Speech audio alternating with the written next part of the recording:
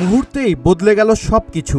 হঠাৎ কেঁপে উঠল মাটি, দুলতে শুরু করলো একের পর এক ভবন, এরপরেই ধসে পড়ল চারপাশ।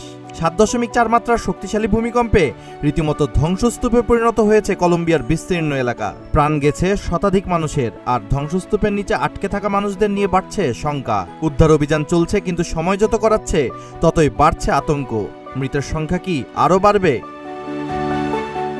কলম্বিয়ায় 7.4 মাত্রার শক্তিশালী ভূমিকম্পে অন্তত 132 জনের মৃত্যু হয়েছে এবং দেশজুড়ে জরুরি অবস্থা ঘোষণা করা হয়েছে।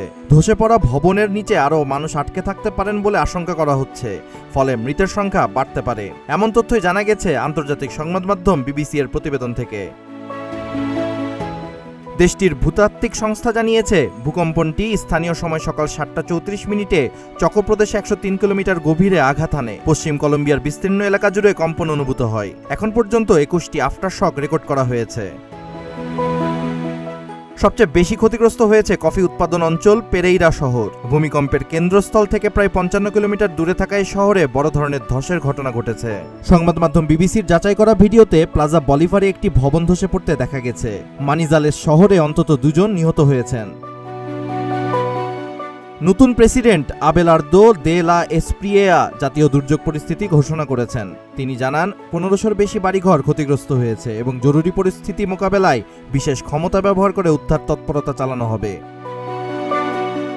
পেরেইরা, মানিজালেস, কিবদো, আর্মেনিয়া, কার্তাগো ও বুয়েনাভেন্তুরার আঞ্চলিক বিমানবন্দরে অনেক ক্ষয়ক্ষতির খবর পাওয়া গেছে।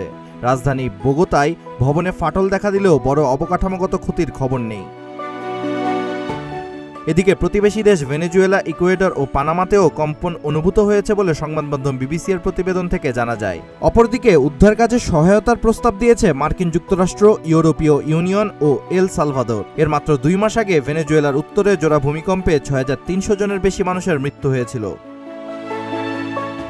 ধ্বংসস্তূপের নিচে এখনও কত মানুষ অপেক্ষায় তা কেউ জানে না। উদ্ধারকারীদের সময়ের সঙ্গে এই লড়াই এখন পুরো কলম্বিয়ার জন্য সবচেয়ে বড় পরীক্ষা। Abid Hasan, green TV digital.